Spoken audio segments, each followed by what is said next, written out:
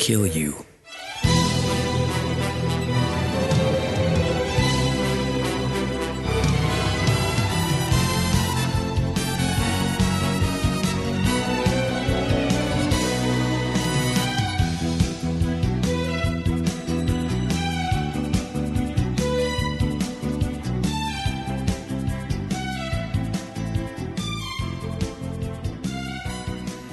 Hey everybody, and welcome back to Zaku Talk, G versus Wing this series, and we are on episode 6 of both shows. I am your host, Patrick Scale, and with me is the very bodacious Bob Skerry. Hey, hi, Worldwide Sentai. This is Bob Skerry, VOA, coming at you live from Zaku Talk Base, over here with Lev. How's it going, buddy? Lev and I actually doing double duty today. We just finished recording our other podcast, What the Hell Happened to Them? We're starting our second season. So, and then we jumped on into this with the setup up still and everything. So, we're ready to roll, though. Bob, how's your season of what? Go on. I'm sorry, I was just going to say, your second season of What the Hell Happened to Them? Yep. Did you choose a new body? Yeah, so, why we sort of labeled it what we did and not, sort of the Adam Sandler or whatever is because the thought was that once we caught up on Adam Sandler that, took us 7 years to do because he has so many films, we would pick other people who, started off big and then sort of trailed off and trying to figure out what happened to them, But we actually, for this one, we picked a reverse one where they start off making crappy movies and then become this big sort of, blockbuster star kind of person. So we have picked... Well, I can't wait to find out who that is so that way maybe I can take a peek behind the curtain sometime and maybe say some words about a movie like I did with Adam Sandler. Yeah, of course. We're going to do a couple episodes to get us our feet sort of back, feet, what, I don't know, lips wet, something like that. Your feet wet? Your lips wet? Is feet wet a thing? Because it just sounded wrong. No. To get your feet wet is fine or whatever, but to say your lips wet is actually funny. Okay. I know that you wouldn't know, but yesterday was the release of a single that is already going all over the States and then some, called WAP. Wow. And yeah, it's a song by Cardi B and Meg Thee Stallion. I don't know who those are. I know they are female rap artists, and I'll say this: even though the unedited version makes it very clear what WAP means, the music video and the edited version translates it as wet and gushy. So I'll leave your mind to that. They couldn't even find a good alternate keyword to do that. So yeah, you get it. Yeah. But I just think it's funny that you did the get your lips wet thing. I don't know. And now edit this out. Too late. It's already in there. Yeah. So that's what I've been working on this week. Bob, what have you been up to this week? Oh, well, for me this week, my internet went out for the better part of said week. So that really did hinder a lot of my stuff. I didn't get to do any recording. I didn't get to do any of my streams over on Twitch. Again, Bob Skerry, VOA. But I'm going to try and do my best to really throttle through the next week with a lot of that. And fun fact, found out that I'm going to be getting my new Audio-Technica microphone as of Wednesday. So I look forward to being able to redo my demo and get some real recordings out there. I'm a fan of Audio-Technica. I've used them. They were sort of a transitional mic for me before I upgraded my lavs. So that sounds like a great investment there, Bob. But how was your week of being Amish? How did that go? Well, it wasn't really Amish because we were still using technology just without the internet. Just no internet. Well, then what's the point of technology then, Bob? It's 2020. That's what my wife said it's too. It's all internet at this point. The fridges are smart. The microwave's smart. The TVs are smart. It doesn't matter anymore. Well, to be fair, it gave me a good chance to finally get 2 of my character sheets done for some of the streams on other people's Twitch channels. Okay, very cool. It gave me a chance to read up on some things here and there. We finally put Good Eats and Iron Chef on my wife's external so we could watch that on our TV. Anything else going on this week for you, Bob? Or are you ready to jump on in? Well, I think I'm just really excited to jump on in because these 2 episodes were really great, strong pieces, even if I do have some problems here and there. So let's talk about them. Okay, so give me the summary of episode 6 of G Gundam. All right. Episode 6 of G Gundam is Fight Domon. Earth is the ring. Or in Japanese, Tatakai Domon. Shikyu ga ringu da. Unfortunately, my pacing still needs work. That is okay. Domon returns to the Neo-Japan space colony. There he undergoes a virtual reality simulation to determine if he is the right choice for Neo-Japan's Gundam fighter. The simulation is carried out without Domon's awareness. In the simulation, Domon has just returned home after 10 years of training under Master Asia, the undefeated of the East. He is reunited with his parents and his brother, Kyoji. It is shown that Kyoji is the person Domon has been carrying a photo around of. Kyoji and Domon's father show Domon the new Gundam they invented, the Ultimate Gundam. All of a sudden, the police burst in and kill Domon's mother in the process. It is revealed that Kyoji is planning on using the Ultimate Gundam to take over Neo-Japan and eventually the world. Kyoji leaves, and Domon's father is put in a cryogenic state. The next simulation is Domon fighting the Devil Gundam, the corrupted form of the Ultimate Gundam. Thanks to visual effects, the mobile armor Phantoma is disguised as the Devil Gundam. Rain rushes out to stop the simulation, accidentally collides with her transport. Domon sees her and is reminded of his mother's death. This enrages Domon, and he unlocks the Shining Gundam's super mode. The episode ends with Domon and Rain heading back to Earth with a renewed vigor. All right, very good there. And for episode 6 of Gundam Wing, we have Party Night, which in Japanese is Pati Naito. Now, Bob, here's what I want to ask you, Bob. Yes. I imagine the Japanese have to have their own words for this. So why do sometimes they choose to use sort of American transliterations?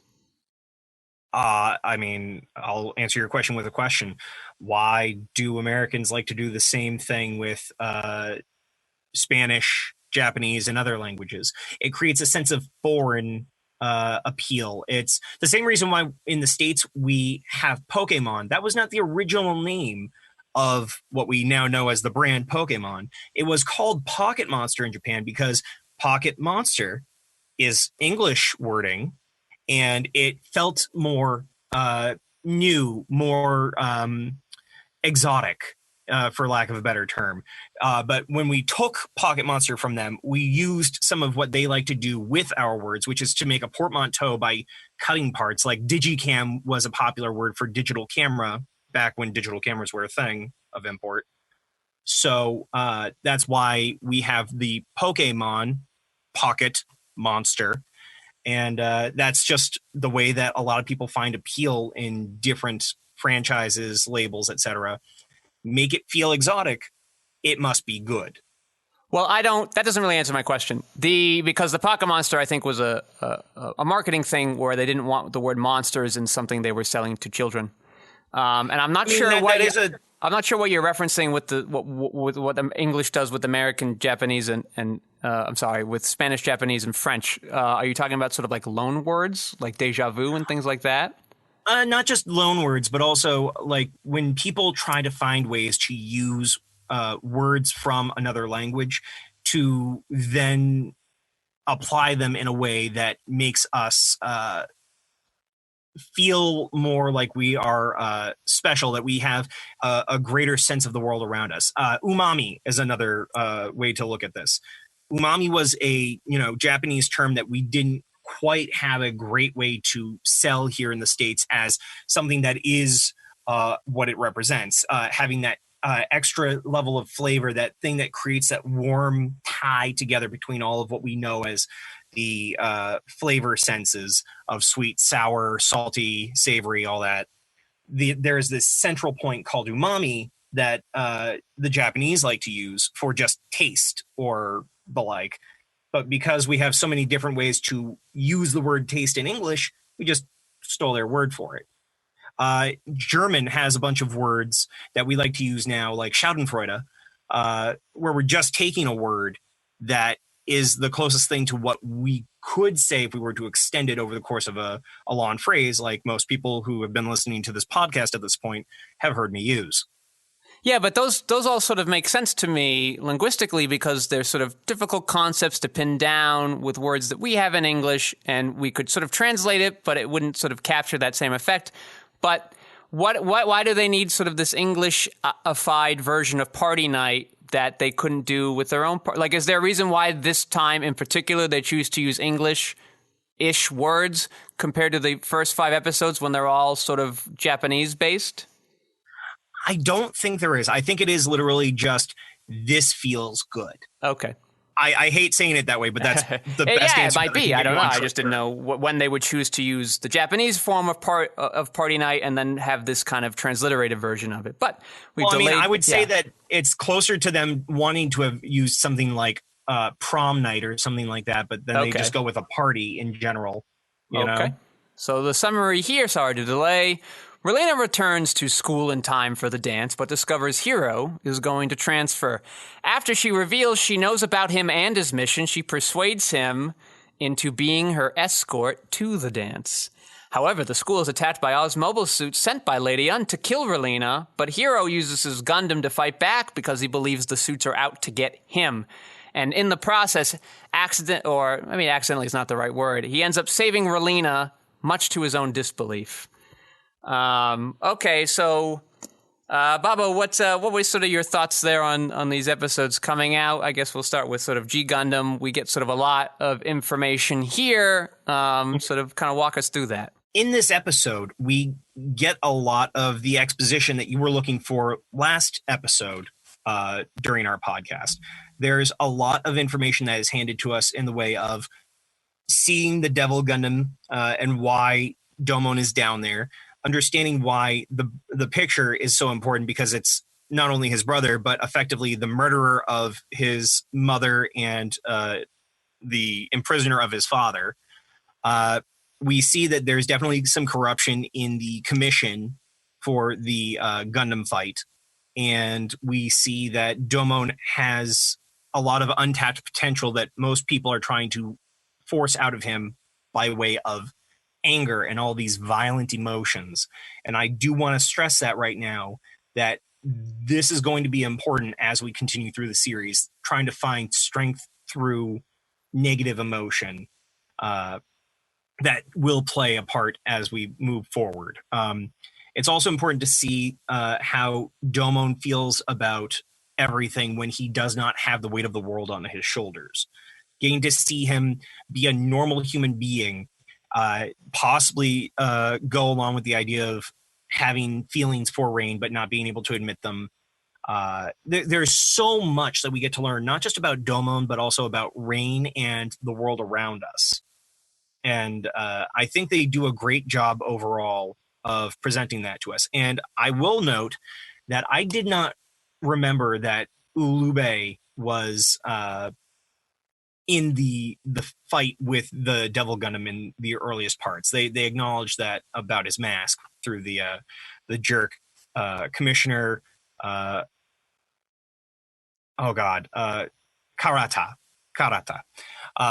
And I wanted to remember that name specifically, Karata, because I didn't look it up before we jumped in, but I might sift around a bit. I feel like they named him that as sort of a nod towards Dragon Ball Z, Kakarata Karen.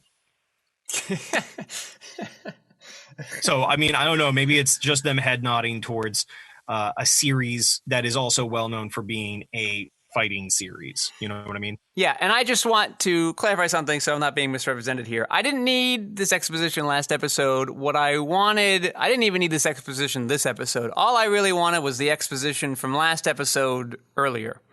That's all. I understand. So I understand that. Yeah. So, it's good to have this here.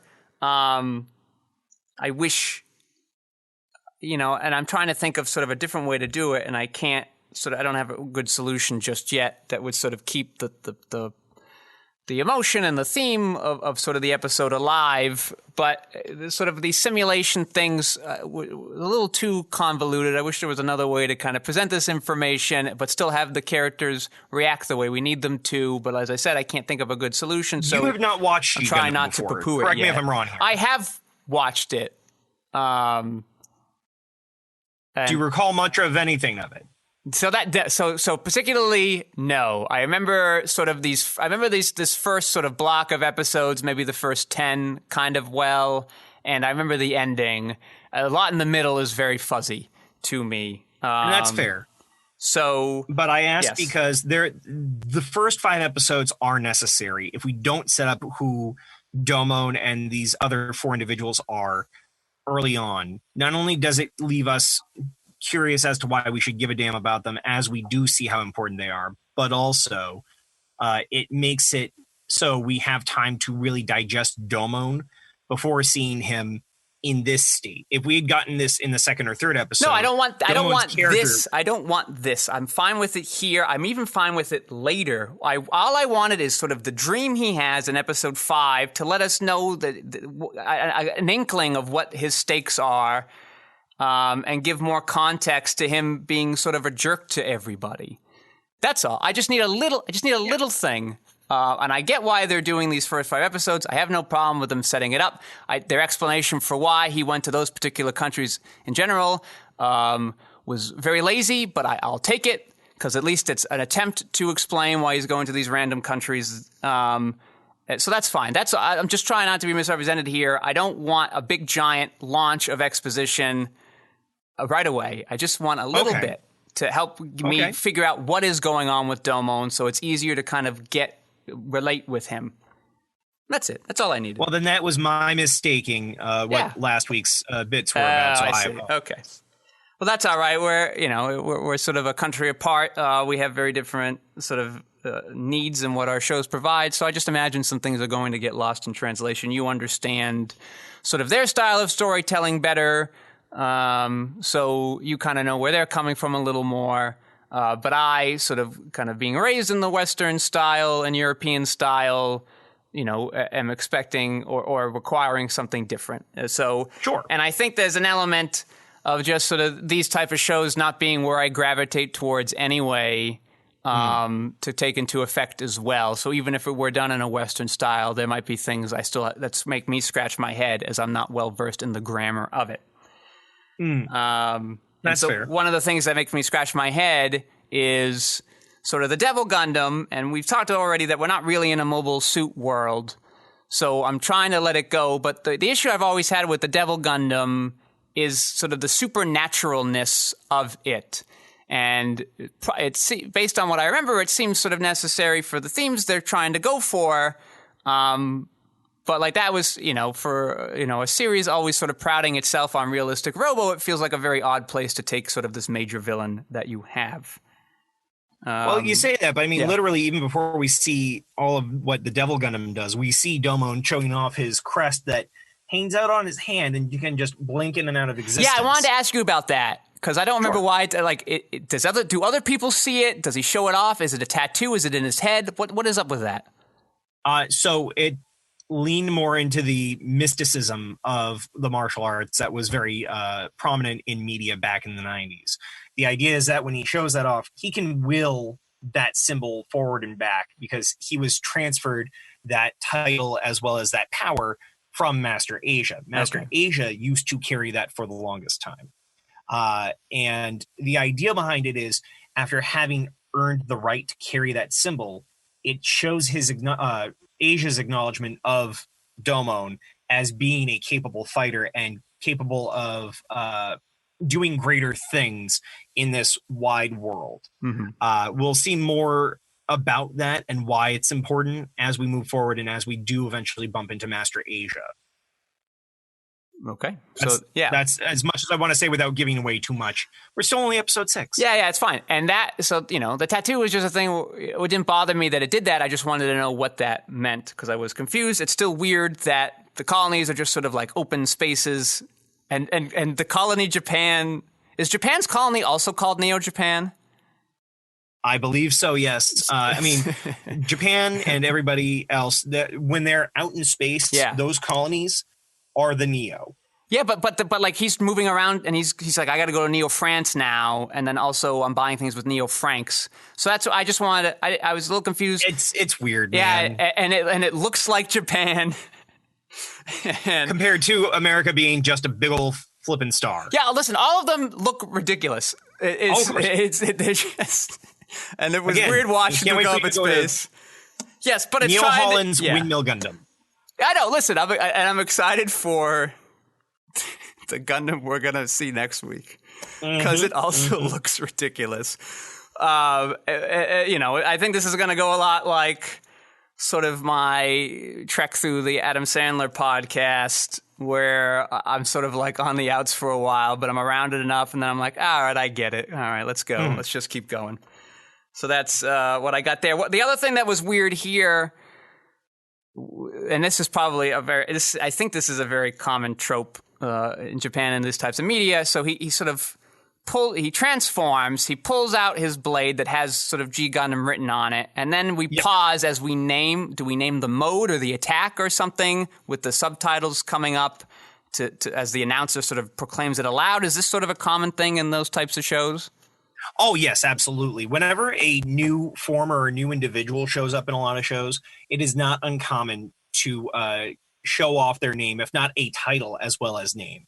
It's just a standard convention in both television and film. It's not something that happens in every show, but a show using it is not unheard of. It is just as common as not doing it.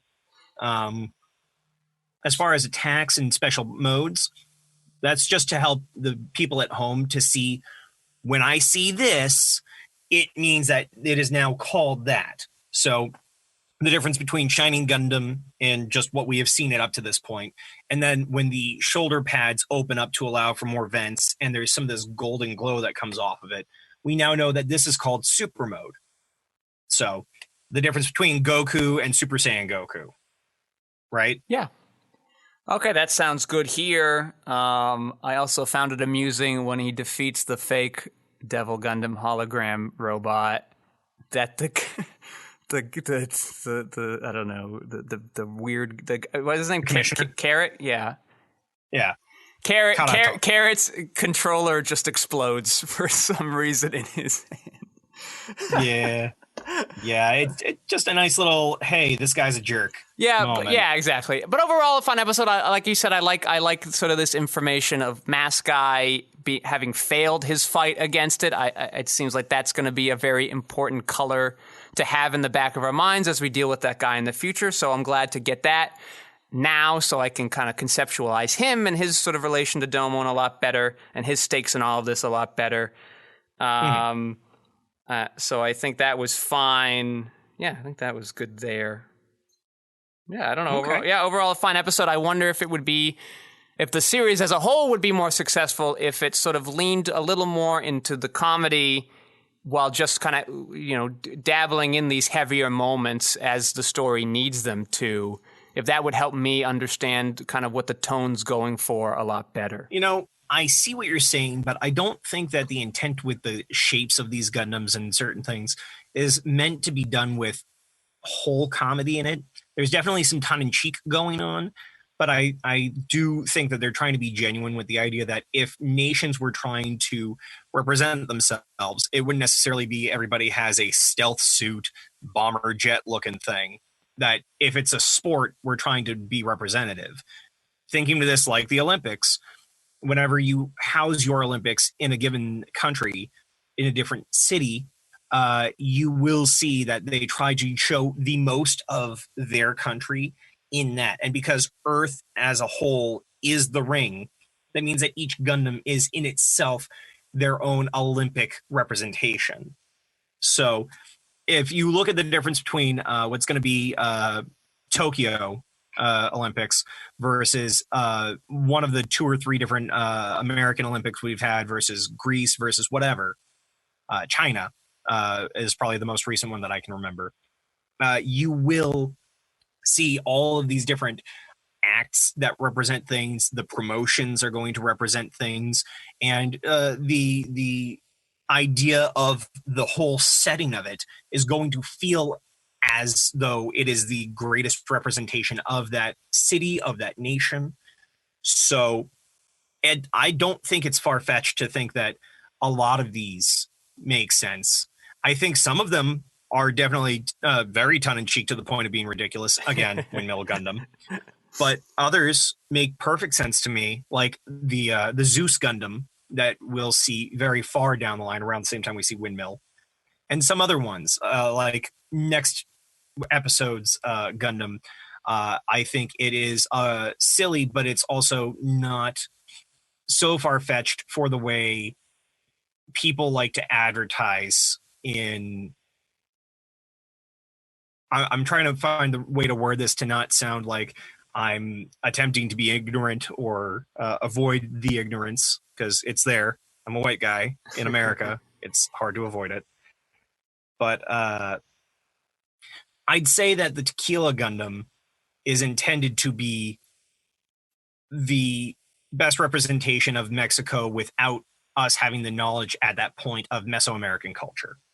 Yeah, I'm not even sort of my thing, the needle isn't even sort of the Gundams, because none of them have been that sort of ridiculous up until now. So, like, that's not sort of the tone I'm buying. It's just sort of the way these characters are interacting and sort of the narrator chatting with us and interacting with the characters at the beginning and Domon's weird photo thing.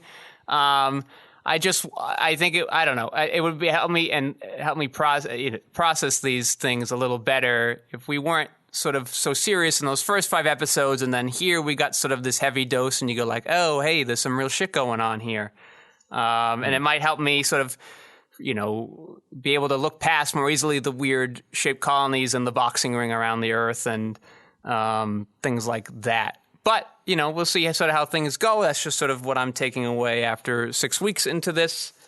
And I sort of have a thought on kind of sports anime overall that we'll get to later on. So that's sort of a kind of look at what G is doing here, sort of setting some stuff up, answering some questions as the narrator alludes to, and letting us get to the next sort of section of the story now with a lot more context. And so in G-Wing, what we have happening is sort of the beginning of Relina's transformation to sort of being a bigger agent in her own life, and Hiro sort of having to react to it.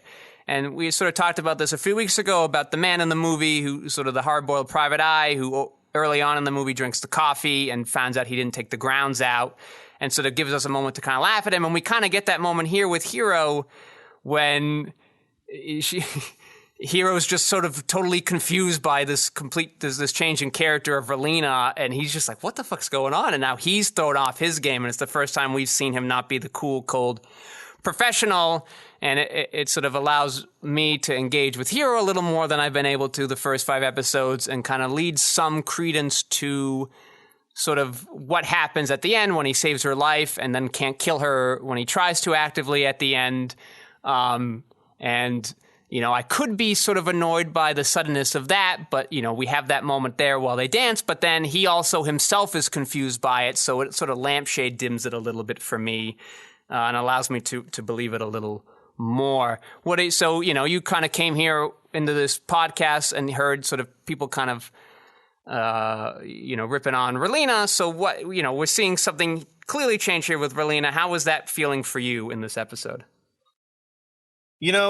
It's funny you say that. I had some definite MST3K moments while watching this episode, in that I was riffing off of some of the decisions that Relina's character makes. Like when she gets home and her mother tries to talk to her, she's like, no, Dad didn't tell me anything. Well, I should probably tell you something. No, you're my mom. You're my real mom. Don't say it. No. Like, obviously you said something, or your father said something, so what, you want me to not tell you? Oh, okay. You have that moment I like, because there's a little bit of subtext there. It's a little soap opera-y. It's very soap opera-y. But, Bob, you're okay with it in G Gundam. You gotta let it be okay here.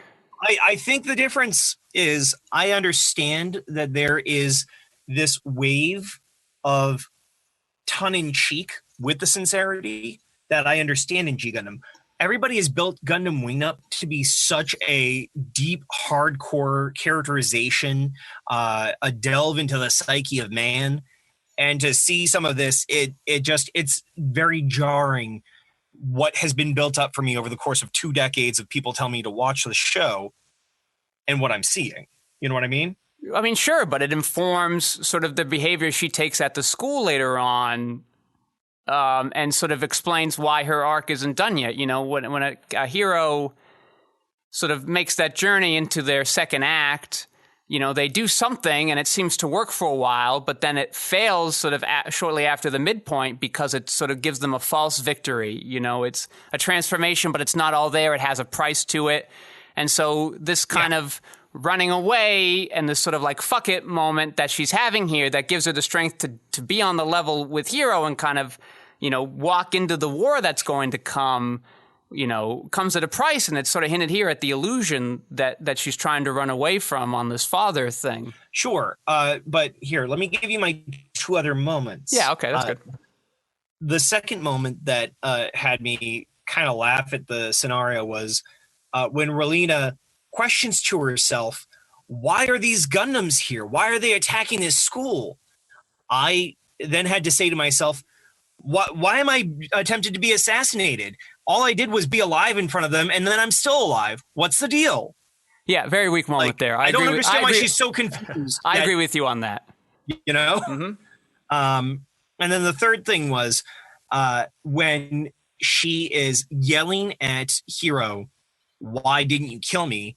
And then as soon as the mech turns around, it looks like she's asking for a death wish. And then all of a sudden, as the head of the Gundam turns around, she's like, okay, I didn't think you were actually killing it. Okay. And then still gets missed, but asking for the death and then being surprised that you're going to get your wish. It's both real and silly to me. Like, yeah, I get it. There's the moment where you have to question, do I actually want to do this? Versus, oh God, just do it already. So I had a note on that section that I wondered, like, how did this come across in the Japanese? Because the English voice actress does something that makes me sense a shift. And to me that explained that sort of awkward moment at the last point you brought up. So at the end, when Hiro fails to kill her the second time and then flies away and she says to come back, how did the Japanese voice actress sort of deliver that line in your mind? So when I saw that, the last line when she asks for him to come back was not all that powerful. It was just confusion on Relina's part more than anything. And it was not as impactful as the moment prior where she is confused why Hiro doesn't kill her right then and there. Why did you save me? It's a place between confusion and fear. Why didn't you kill me? Okay, you're going to kill me? And that's jarring to Hiro, but it's not heavily played up in any way. There's no extreme subtext that I found. I don't know how it came across in the English. Do you mind sharing that? Yeah, so Hiro flies away and she says, "Hiro, come back, come find me." And she's been saying that sort of to herself, to the ocean earlier, and it sort of had that death wish kind of aspiration to it, that hope to escape sort of thing.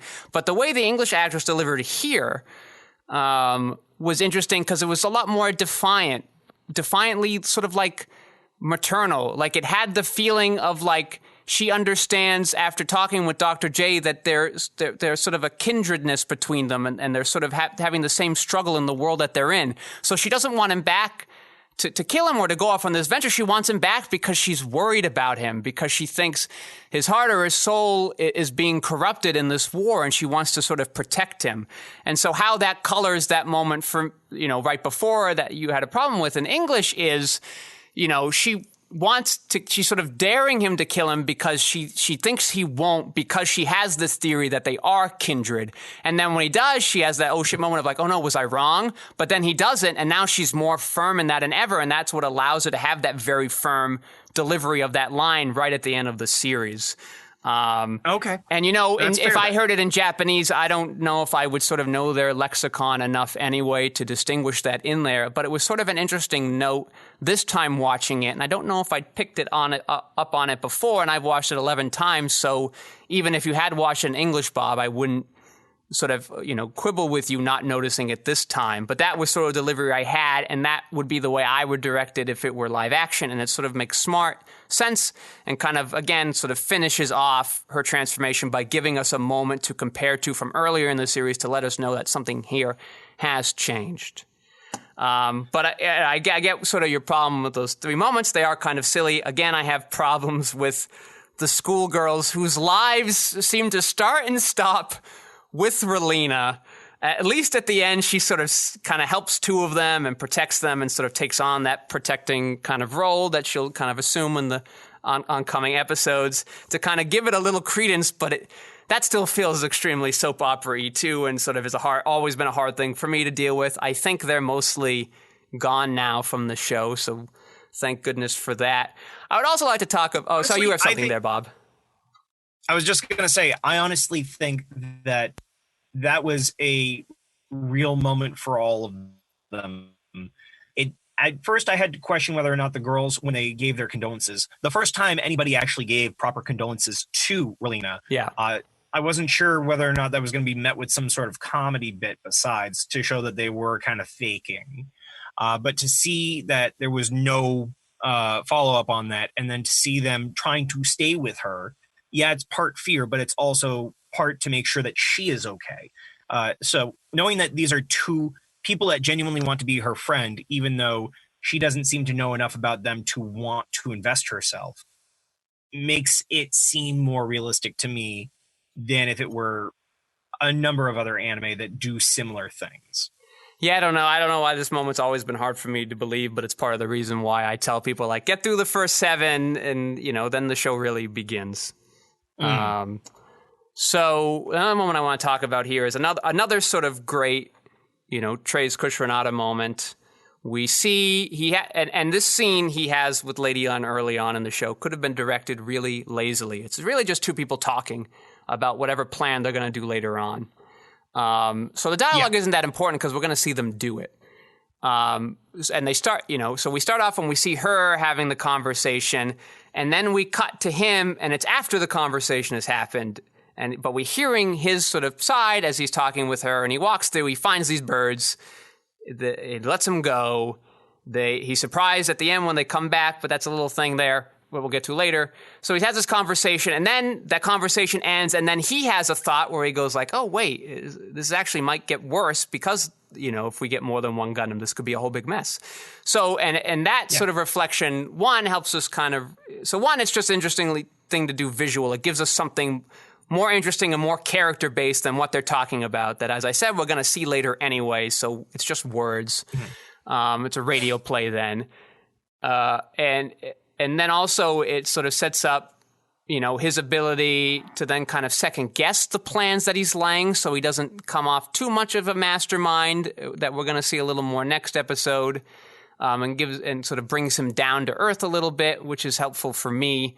And then it's kind of helps us believe later on when he's more willing to kind of call off the plan and help out his buddy Zex. So, what is sort of, I guess, how did those scenes work for you? How is this character working for you so far? So I found that I was curious what was going to happen with those 2 green birds. The first time around, when we see a bird involved with Treize, it seems like it's supposed to be to show that he has blood to spill. So I wondered what the green birds were going to represent, and they left and came back.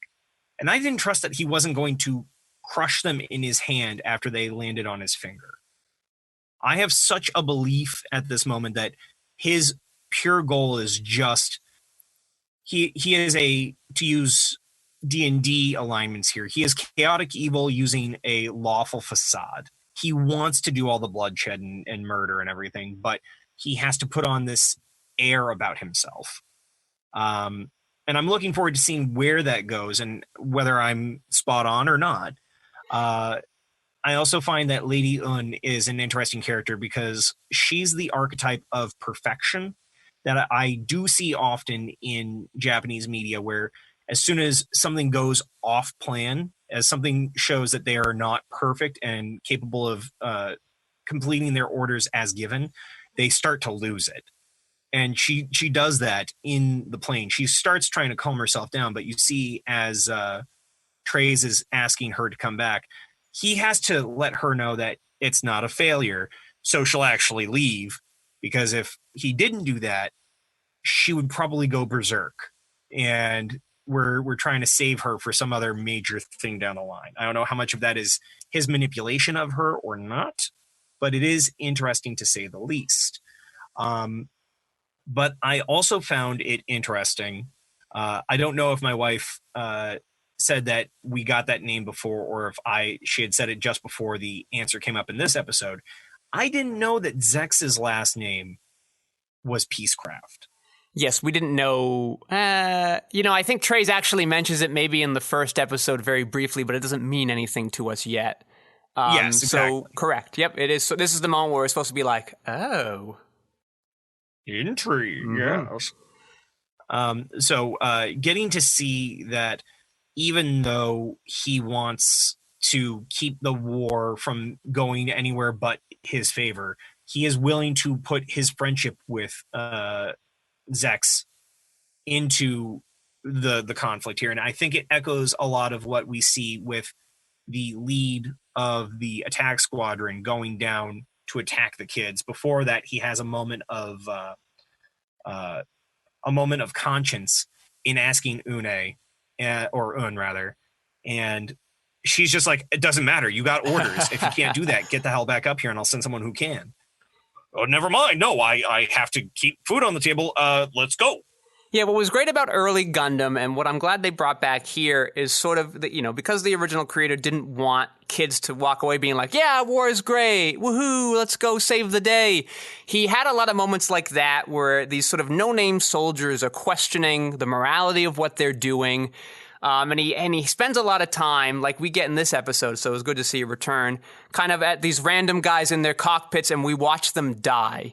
We don't know their names. Ostensibly, they're the antagonists of the show, so we should want them to die like stormtroopers in Star Wars, but because we get to see them and hear their death screams, there's a lot more visceralness that comes with it, where there's a cost to the life being lost here. And in particular, in this show, it's actually very important to the theme, whereas in the earlier Gundams, it was more about sort of just the flavor of the world and doing this realistic robotome, but it wasn't sort of as strongly aligned with where this show wants to go. And so on your point on the Treize and you expecting, him to sort of do something to those birds once they return, you have every reason to think that, because that's sort of what this type of character would do and everything else we've seen. And what I like about sort of the antagonists in this show is we think we know what they're going to be about, and then every now and then they're going to do something different. It's going to give us coloring. It's going to subvert our expectations. It's going to give us something we haven't seen before, and it's going to help keep things fresh. And keep us guessing and trying to actively participate with this thing. And one of the strongest successes of this show are the antagonists, and sort of even more so than their interactions with the protagonists, just their interactions with each other and sort of what they bring out in each other and what they do and how they relate to each other and what they mean to each other. It's just sort of an interesting way to kind of approach what could have been a very tropey sort of story. And tropes are coming, don't worry, but there were attempts here, and I always appreciate that, even when they fail. So I like those moments there. I love the birds coming. I don't know what it sounded like in English, but I'm sorry, I don't know what it sounded like in Japanese for you, but when he says, oh, you came back, it's very inquisitive. He's very surprised, but there's also sort of a level of gratitude there, too, that is just a very interesting note to give to this person that's clearly sort of our bad guy in this show. Yeah, no, he has a very similar read in the Japanese. He has him on the finger, and oh, you came back. Like, it's you want to stay here.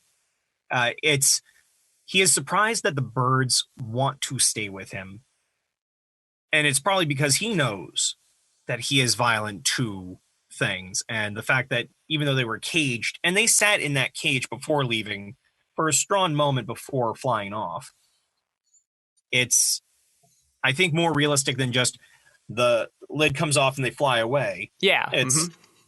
We even see that these birds have a characterization that has a reflection on Trey's. Yeah, and it's interesting. I just sort of finished watching After War X, and it was a show that sort of tried to do metaphors with birds and it did it very poorly. Sort of extremely sort of on the nose and not interesting. But this show's use of both the birds we've seen so far are very interesting. We don't get a lot of birds from here on out, but so I wonder what was going on in the 90s where people wanted to do bird stuff.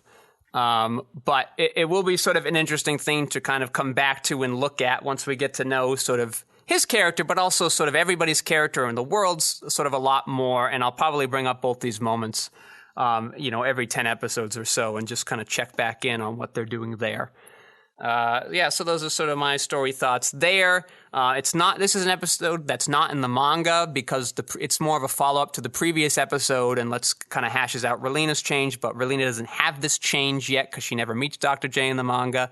But it doesn't really feel like a fillery kind of episode. It seems to be necessary considering what they already gave us, and so I don't mind us having it here, unlike other filler that we'll get later on. Well, I'm glad that you say all that because we haven't talked about some of the things that interested me the most. Yeah. Which were our check-ins on the other 4 Gundam pilots. I think that was one of my favorite parts about this episode was getting to see Trowa and how this carnival performer who throws knives has to question whether or not this child is asking to die, and that's why he took the slot that allows him to be the knife dummy, and that he gets compared to that lion. Getting to see I'm forgetting the loner gentleman with the dragons. Wu Fei, yep. Wu Fei, thank you. Yeah, getting to see Wu Fei really be committed to just annihilating everything on that tanker. And the realization for me that his little crane arm thing is supposed to be a dragon, and the recognition that the wing Gundam is a bird, makes me wonder about the other 3 and their possible ties to animals in some way or another. Because I know that at the very least on Duo, he has lions on his shirt thing. So I'm curious about that and the other 2, whether or not they're supposed to have any animal representation. Okay, go on. But getting to see, I'm forgetting the little blonde one. Catra. Seeing Catra being so invested in looking into whether or not there are other Gundam pilots and wanting to be friends. There's this desire in Catra to create connection, to have some sort of camaraderie. And I don't know if there's going to be a corruption of that when we do eventually see him with the others, or if that's, something that will lead into more about Catra's background as we go. But I'm interested in seeing more of this character. And then seeing Duo looking up at the sky and just absorbing the moon and being our typical anime protagonist, but at the same time having such a curiosity about Hero, so much so that I commented to my wife, I can see why everybody was shipping Duo cross Hero back in the day. Very much how Catra cross Troa was a thing because of their strong friendship. So yeah, it was just interesting to see that we got a little bit of each of these characters instead of just, oh, they exist, here's a vignette, and then pressing on like we have in the prior 5 episodes. Yeah, I go back and forth on whether I like them doing that, because sometimes I think it would be stronger if we didn't associate so strongly these 5 in particular being the main characters, because you really sort of have this kind of core of 14 that sort of all, you haven't met them all yet, that are sort of all important.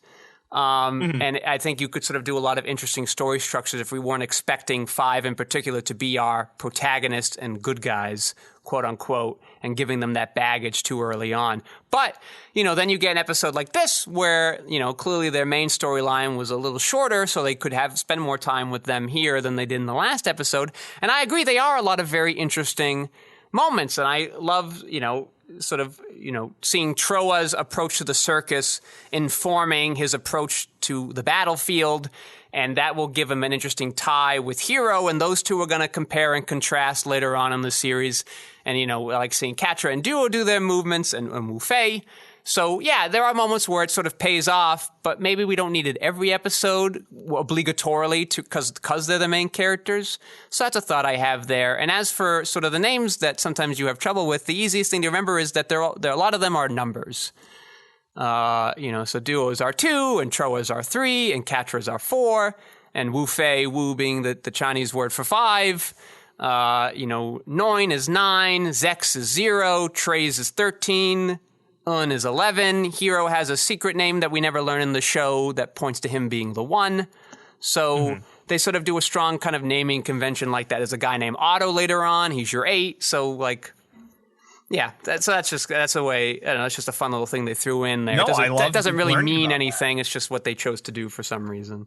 But even still, I mean, that explains why numbers 1 through 5 are our focus, and that our ostensibly most powerful ones so far, as what we've seen in the series, is Zex, our 0, because 0 is the place that can be nothing and everything all at once. Yeah, a number that's given humanity quite a lot of trouble, to the point where ancient Greeks sort of forbid it as witchcraft. Really? Yeah, they burned a man alive at the stake once for talking about 0 and trying to explain it to people. Wow, I didn't know that. 0 has a very interesting history. I actually have a book about the humans' history with the number 0. I read, I don't know, over 10 years ago now. It's a very good book. Wow. But so I do want to note, though, that means that knowing that those are 1 through 5, going back to my toku stuff, tokusatsu, in Sentai, we have a squadron of 5 more often than not. If it's not down to 3, rule of 3 is just a thing throughout all cultures, so that's not a thing. But yeah, 5 thing. I'm sorry? Yeah, 5. Gotcha. Yeah, I'm agreeing. 5 just makes sense as far as having your odd number that everybody can interact with each other differently. And because by this point we've gotten so used to the 5-man team concept, where you have your leader, lancer, your so on and so forth. Each of these individual archetypes are great because when they interact with each other, there's always something different that you can glean from the 5 people in total. So to show them off as often as they do, yeah, it might be frustrating because it's very pushed in some places, but it lets you know that these people are worth noting. And because they're the only 5 Gundam that we've seen, of course we have to give them acknowledgement. Even if there is Otto and Zex and so on, we don't know anything about them having a Gundam. So where this is a Gundam show and every other mobile suit has been actively called a not Gundam. Yeah. You know, it makes sense that we're going to focus on the 5 superior weapon pieces that are Gundam. Yeah, but what I think you could take advantage of here, if we weren't forced into expecting these 5 to be our typical 5 team and to sort of interact, is that they spent a lot of the opening of the show not interacting and not knowing each other and not being sure who they can trust and why they're down there and if their intentions are the same. And so if we don't know that there are heroes, and it's mostly, and you could even sort of take it out of the opening theme song, and that might be enough. But if we're not spending too much time with the opening heroes, now we have a lot more tension in how these people are interacting and not sure whose side they're on, what their goals are, if they're going to work together. Are they good guys? Are they bad guys? Even if they're both sort of even if all 5 are trying to take down different Oz facilities, we don't really know why they're doing it yet. So someone like Wu Fei, who comes in sort of as the villain in this episode, we could think, is he actually going to be a villain in this series? Is he going to be something? And we don't know what's going on with Troa. And we don't even know what to do with Hero in our mind until this episode. So it just sort of opens up a lot of doors if you kind of leave that a little more vague. And yeah, they have Gundams and we might go there naturally, but I don't think we need to help the audience along. And it might let them be more free in how they associate these things. It just could lead to more interesting. I think that's having your nose so deep in it, though, if I may, because consider that this is a series, an entire franchise that is supposed to be an all ages thing, as you've noted before, that the original creator was trying to show to these kids that the group was trying to just market toys towards, that war is bad. Yes. So yeah, there's the horror of war, but it's done in a way that's supposed to help kids understand war bad. And so I feel like to have all these expectations and this harkens back to what I was saying earlier. Having everybody try to give this idea of great depth to a show that, unless you get to the end, doesn't necessarily lend itself in the beginning to that same belief, that there are some moments where you have to question if this is the end-all be-all of commentary on war, like people used to push from the 90s, 2000s, so forth. I would rather keep my teeth together, grit and bear it for a little bit, and just try to absorb everything than to try to reconfigure the web. I'm trying, from my perspective, having not watched it for 10 times. I think you said you've watched this 8 or 10. I don't know the exact amount, but it's up there. It's high. Yeah, so you've seen this series as many times as I've probably gone through one or two of my shows. In that, yeah, there are things that you could change to just tighten it up a little bit, but there's a reason why it was successful and why you came and found yourself in it in the first place, which was it made its mark. It knew what it was trying to do at the time, you know? Yeah, I think I just would personally like, to not be, force-fed expectations. And I think I don't want them to reconfigure per se, but if you leave it vague enough where these characters all stand while knowing that they're attempting something, but not knowing, like, should we side with Noin? Should we side with Wu Fei? Should we side with Hero? Should we side with Choa? Should we side with Treize?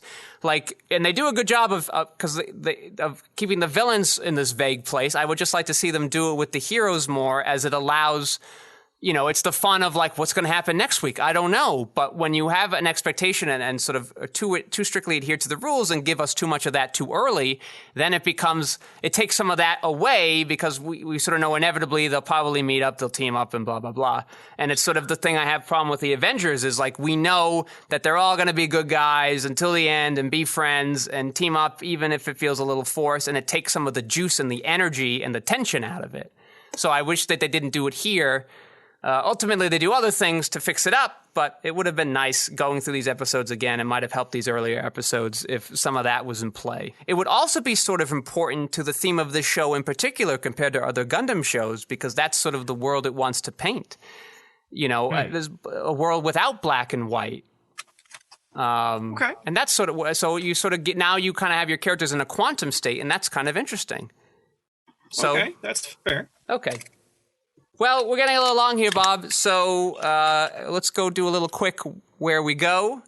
And this one, I sort of thought about sort of the G Gundam, and I was like, maybe I like this more as a comedy, but then it made me think of, like, a lot of sort of these sports kind of animes that end with, like, a big, I don't know, like, final boss kind of thing that's, like, not involved with the tournament. And so, like, there's this show, there's Metabots, both of the Gundam build fighters are, for most of it, a tournament show, and then at the end, like, a big giant bad guy comes in and everybody has to team up and stop him. And then, watching shows, other sports anime that are sort of more low to the ground, your iShield 21s, the Yuri Ice thing, the Prince of Tennis and things like that, where they don't sort of do that. I think I find that more refreshing, and maybe it's because I'm so used to the other things that it's nice to have something that's just about the sports. And so I wonder, like, Bob, as a person who sort of enjoys the Japanese culture, why do they like to do that so much? Have this big final boss at the end. Like, what is that? How does that appeal to the Japanese audience so strongly? Well, I appreciate you feeling like I would have a strong say on that. I'm going to go ahead and just say that it's very simple. It's just the idea of seeing all these individuals who come from separate feelings of what is most important in the setting, whether that's to represent what they believe is the highest form of the art of X sport, versus the person who has a grudge against somebody else, somebody who is a rival. Seeing all these people who have these different goals being able to work together under a united cause is a strong ideal in the way that the culture, up until recently, has always forced itself to be. I don't know that this is a one-for-one, but there is a proverb in Japanese: the nail that sticks out gets hammered down. It's not a one-for-one here, but the idea is that it should not be about the individual, but as the whole. So there is this idea that if you join your forces together, you are capable of anything. We're starting to see, as of the past few decades, that individualism is becoming more and more prominent, which is why you tend to see these more bombastic characters or these ideas of one above others, whether or not they're tragic hero characters like in Death Note, or if they're people like Goku in Dragon Ball Z. You have these individuals rising above others. And it's definitely informing other anime as well as the way that the culture wants to go, where you're seeing, kawaii fashion and elegant gothic Lolita, right? I do not. Okay. Kawaii, or cute in Japanese, is actually a form of punk in terms of fashion and culture. It is the idea of taking what is cute and bringing it to oneself and trying to force away this idea of having to be a mature woman who will become a mother and all these other expectations of women in Japan. It is used as a form of rebellion against the male mindset of what the women of Japan should be. So there is this idea of trying to shirk the norms post Meiji era or Meiji Restoration and post World War II. You see more and more of this desire to be individual while also adapting some of the Western stuff, as we said earlier, with the use of English loan words and the like. There is this desire to expand beyond what had been a blockaded nation. And even further than that now, the idea of being able to be an individual and to not have to do what society expects. For a lot of men, you're expected to become a salaryman, go and work 5 or 6 days out of the week, get to come home 1 day a week where you get to actually have time with your family. Otherwise, you have to go out drinking and partying with the rest of your coworkers and superiors in order to maintain or climb your place on the ladder. There's a slew of things that I can start riffing off of this, but the point being, the idea of unifying is an ideal that is often represented in Japanese culture, at least from the perspective that I take, because I'm not a Japanese historian, nor am I a Japanese sociologist. I mean, it sort of makes sense. It was big in the 40s to do things like that, too. During World War II, every war movie had sort of like these 5 soldiers coming together, and one was like from the country, and one, they're all from these different points of view, and eventually they learn, oh, you know what, we're really not that different. Let's go together and kill some German people. So, so it's an old sort of trope, and so that makes sense when you contextualize it like that. What sort of came to your mind as you were watching these shows this week, Bob? Well, I find that now that we've finally gotten to bookend this first portion of the arc for Domon, it does solidify why he is meant to be our protagonist, even if we don't like everything that he's done so far and why he does seem abrasive. We at least have a reason of why he became abrasive and can now allow ourselves to identify with him more. And comparing that to Hiro Yui up to this point is definitely the more protagonistic of the two. Domon is over Hiro. Although we are starting to see those leaks come through in Hiro's character, it's interesting. Another riff that I had with my wife was seeing all these kids basically ask, what is being human? The idea that Troa didn't crack a smile at any point, I had to say to my wife, what is this smile you speak of? Like, it just, the idea that these child soldiers are so alien to the idea of being able to understand people or to understand themselves is, I think, why so many youths, as we grew up, were so invested in these characters, in that instead of being spoon-fed these things that we were in Western media, where this is why, it's why do you think?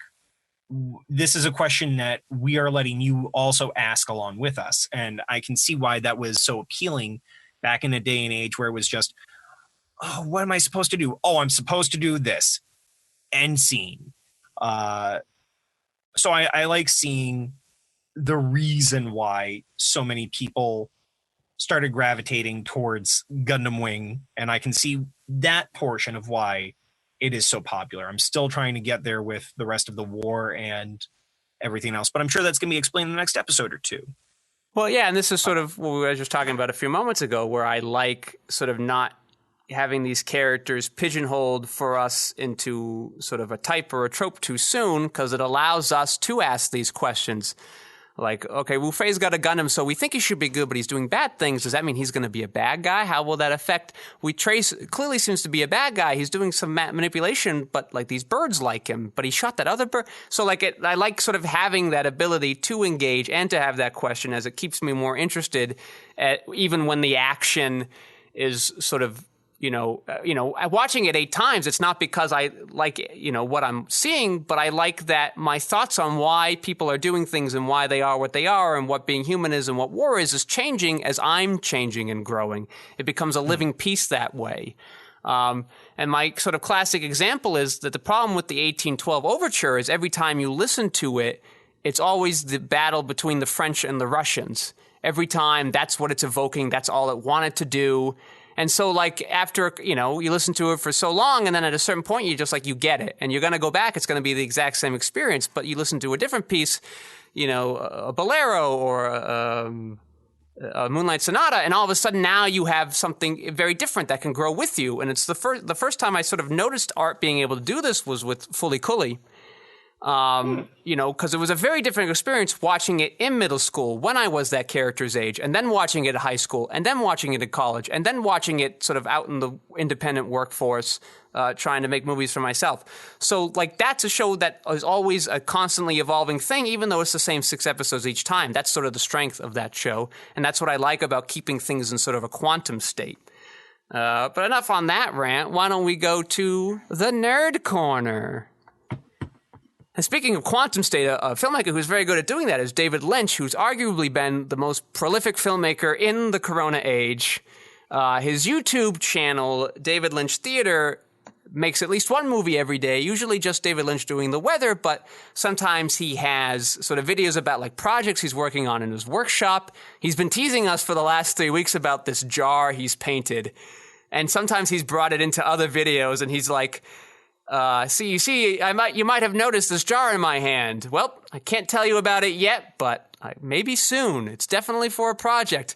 And even when in the video that showed him working on it, he's like, yep, I'm making this jar. I can't tell you why yet, but you'll see. And then he's sort of releasing some of his older short films that were just kind of, they were like the opening of cons, or they were like an old commercial, just weird minute-long things that are sort of roughly animated. And then some videos of insects that he's turned into movies with sort of sound design and sort of put on a little hero's journey for these bugs. So if you want to go check out sort of what David Lynch has been up to for the last 5 months, he's got quite a lot of videos to go through, and you can always learn the weather from him. He has a nice spin on it. So that's what I've found this week. Bob, what nerdy thing have you been doing this week, or have you come across? A few things, actually. First, I don't know that I'd shown this to you earlier, but for those of you who cannot see us because we're merely in your ears, I have recently purchased a Master Grade Wing Gundam. Oh, yes, you talked about it last week, but no, I did not get to see it. Yeah, well, now that you can see it, again, people that are not skeyhill, you'll just have to take my word on it. This is great because it actually does transform into the bird unit that, it's actually on this side here. It does turn into the bird mode that we see the Gundam transform to several times throughout Wing. So to have a transformable model is definitely something that I'm interested in, and I look forward to building to go along with my Master Grade God Gundam as we press forward through the series over the next year. But to your David Lynch thing, I'm going to share a different but similar YouTube channel. For our listeners, look into Local 58. Local 58. When you find it, it will look like it's something of a news channel, like a local television channel. I want you to not read anything into this. I want you to go to the very first video in the chronology of everything. back in, I want to say 2016, 2017, and then go forward through the videos from there. You do not get to know anything about this series or this channel. You do not get to do any type of research, but most especially, I warn you, it is your decision whether or not to watch this at night. Well, that was quite the tease there, Bob. I hope the audience will take you up on that. That sounds like exciting. I might even take you up on that. So we'd like to thank the audience for listening. We'd like to thank Lev Van Rensselaer for helping us out on Double Duty today. I'd like to thank my co-host, Bob. Bob, do you have any plugs? Yes. My wife is currently, while we're doing this podcast, aiding me in revamping my website. It is looking better and better every time we go back to it. You can actually go to bobskerryvoa.com, and while the visuals might change, the audio will remain the same. You can listen to my character, commercial, and narration demos, as well as 3 different reads for the Eldritch Blast spell in 5e-D20 systems. So if you like it normal, you can listen to that. If you like it like a certain character on an actual play series, you can listen to the Fjordic version. And if you want to hear what my microphone currently sounds like with some of my upgrades, you can listen to a mostly uncut version. So please, by all means, swing by bobskerryvoa.com. And I am Patrick Scale. You can find my shorts, features, documentaries, animations, video essays at quixoticunited.com. There are probably social medias of a similar name. You can find us. We're all there, except for the TikTok. I just found out about that this week. We don't have one of those yet. Thank you all for listening. Bob, tell the audience what they've won. You won another episode next week.